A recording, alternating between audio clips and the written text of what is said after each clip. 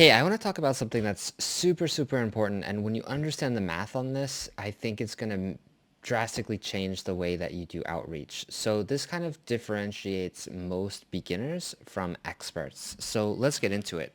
There's basically three components to a good outreach campaign. First off, you can provide the dream outcome. You have a high likelihood of getting success for the specific customer. But what I want to talk about is the specific segmented outreach. Okay. This is a new concept that I just learned from my friend Michael at Done For You Meetings. And I've also learned a little bit from Ravi as well from Scaling with Systems. So how does this work? Well, let me break down some math for you. Let's just say, and this can really apply to any business, but let's say you are a recruiter, right? Or you offer some kind of consulting services that can help recruiters, right?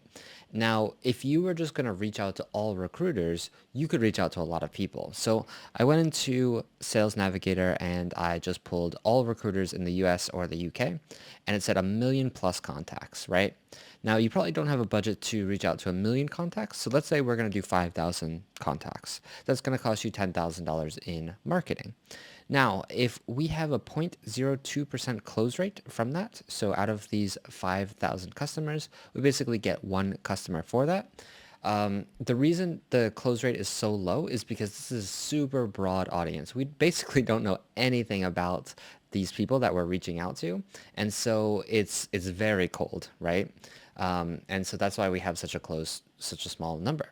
So 5,000 contacts, that would cost you around $10,000 in marketing to have an agency reach out to those amount of people, maybe more if you're using internal staff. And if you close one new customer and you can sell $1,000 product, then you're basically only making $1,000 in revenue, which is leaving you with a 0.1x ROAS, return on ad spend, or return on marketing spend. But this is basically negative, right? We're like losing money. We're losing $9,000 from this whole process.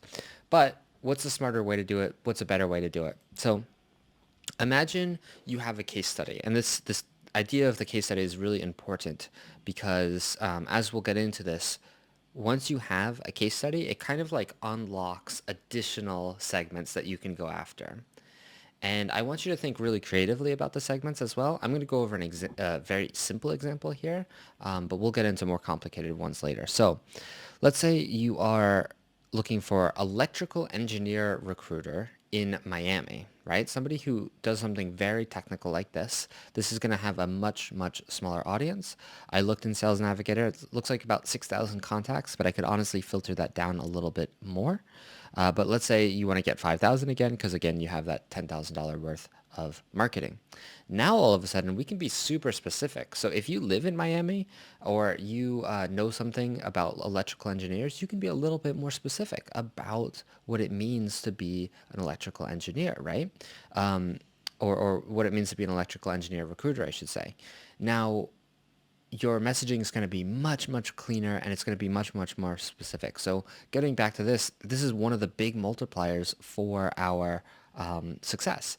We can have the exact same dream outcome, getting more like placements or getting in contacts with more companies to recruit, really any staff. So you have the same dream outcome, right? Increasing the recruiting business.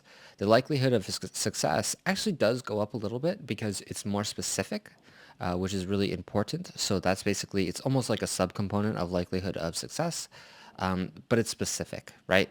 So you can start using specific language, specific words and things like that, and really, really drill down and get to know these people, right? So that's why our close rate is going to jump up all the way to 1%. And that's a big difference, I understand, but it's also a big difference in the amount of people that you're reaching out to. One common trope in marketing is if you're advertising to everybody, you're advertising to nobody.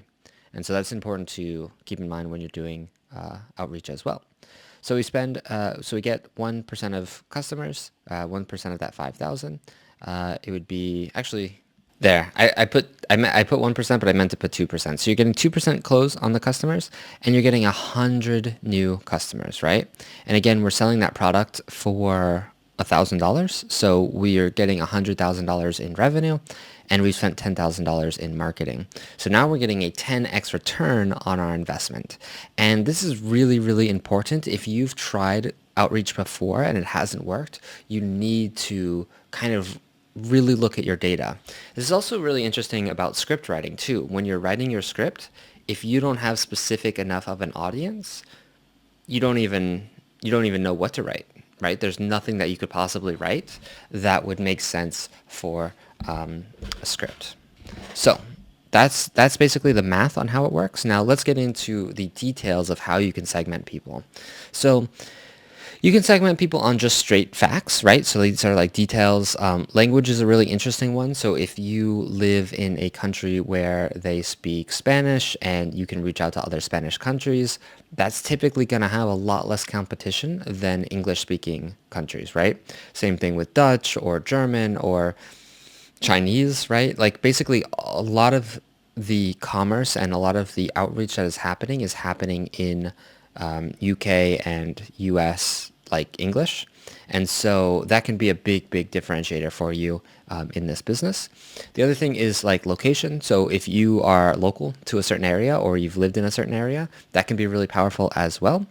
Industry or niche. So this can be really powerful. Like, you know, if you've got, like I showed in the actual example was the like person who comes up with the electrical recruiter, electrical engineer recruiter versus just a generic recruiter. That's going to be a lot more targeted and a lot more specific. You can even target people in like trade shows and things like that, right? Lots of things you can do there to help that audience and be more specific. Personal interests and hobbies. So you can search like, you know, LinkedIn and even social media sites and just see what people like, and you're able to reach out with some kind of common ground, right? So that could be really, really powerful. You can look at who they like. You can look at maybe posts that they've done and put them into certain categories like that. Cultural background, educational background, you know, those are pretty easy, self-explanatory. Activities, this one's really interesting because this is like a really unique way to build lists that most people don't actually consider. So when you post on social media or you engage with certain types of content, for example, you like a post or you retweet some kind of content, that says something about that person, right? And so you can get pretty specific just based on activity, right? So a big example is like if you're liking Alex Hermosi posts, right? He's a influential business person, or Bill Gates, or you know, Elon Musk, anybody that you can imagine that has a lot of influence but has a specific type of audience that you can segment, right? And so if they're liking a lot of posts, let's say they like 3 or 4 posts, then all of a sudden that might be a segment that you can start to break up. This is not going to be a segment that you're going to find on Sales Navigator. You're not going to find it on any kind of, you know, lead list websites or anything like that. But it's a really, really unique way to find additional contacts, right? So it's a little bit harder to do. You have to have someone manually go through and check that information. You might be able to scrape that information, but you know, for the most part, you really have to think about it, right?